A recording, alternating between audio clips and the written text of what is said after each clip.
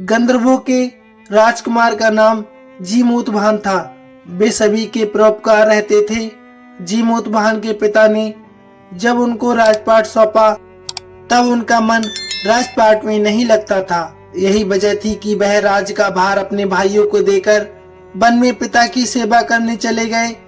One में ही जीमूतवाहन को मलयवती राजकन्या मिली। दोनों को एक दूसरे से प्रेम हो गया। एक दिन जब वन में भ्रमण करते हुए जीमूतवाहन काफी आगे चले गए तब उन्हें एक वृद्धा विलाप करती हुई मिली। पूछने पर वृद्धा ने रोते हुए बताया, मैं नागवंश की स्त्री हूँ। मुझे एक ही पुत्र है।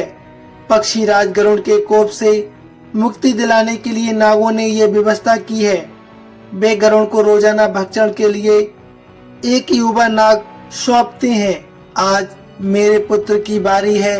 आज मेरे पुत्र का जीवन संकट में है और थोड़ी देर बाद ही मैं पुत्र विहीन हो जाऊंगी। एक स्त्री के लिए इससे बड़ा दुख क्या होगा कि उसके जीते जी उसका पुत्र न रहे।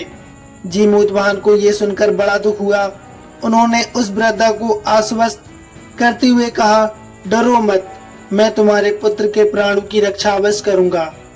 आज उसके स्थान पर मैं स्वयं अपने आप को लाल कपड़े में ढककर बद्धशिला पर लेटूंगा ताकि गरुड़ मुझे खा जाए पर तुम्हारा पुत्र बच जाए।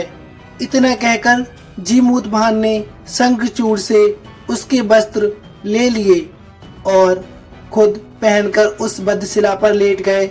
नियत समय पर गरुड़ आए और लाल कपड़े में ढके जीमूतवाहन को अपने पंजे में दबाकर पहाड़ के शिखर पर जाकर बैठ गए। गरुड़ ने अपनी कठोर चोंच से जीमूतवाहन पर प्रहार किया। जीमूतवाहन के शरीर से मांस का बड़ा हिस्सा नोच लिया।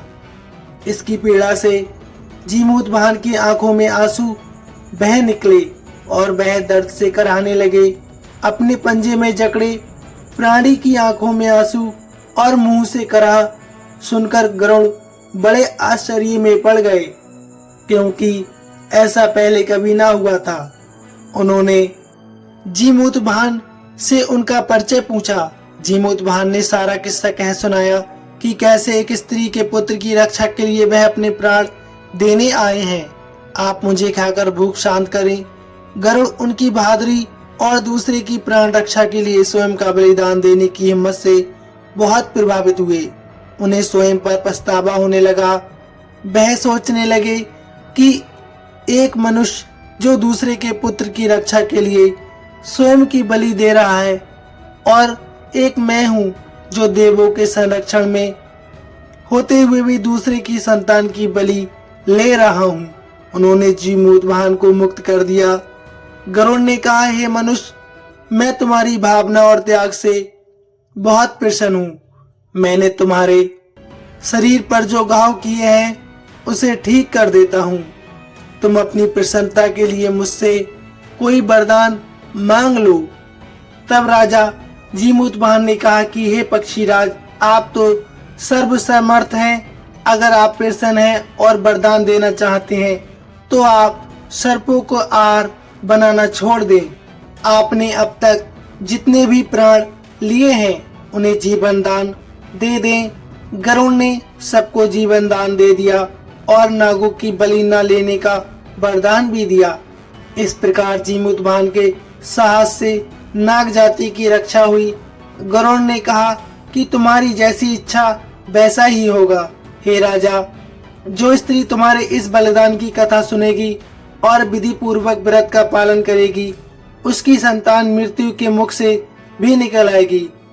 तब से ही पुत्र की रक्षा के लिए हर साल भाद्रपद मास की अष्टमी पर जीमूतवाहन पूजा शुरू हो गई। ये अष्टमी के दिन की जाती है। जीमूतवाहन की पूजा शुरू हुई और ये कथा कैलाश पर्वत पर भगवान शंकर ने माता पार्वती को सुनाई थी। आपको इस दिन भगवान से परिवार की पूजा अर्चना करनी चाहिए। उसके बाद में इस कथा का अनुसरण अवश्य करना चाहिए। कहा जाता है भगवान शिव के परिवार की पूजा अर्चना करने से आपका परिवार भी सकुशल बना रहता है। तो प्रेम से बोलिए ओम नमः शिवाय, जय पार्वती पते नमः। धन्यवाद भक्तों। कथा कैसी लगी प्लीज कमेंट में अवश्य बताइए। साथ ही अवश्य लिखिए ओम नमः शिवाय।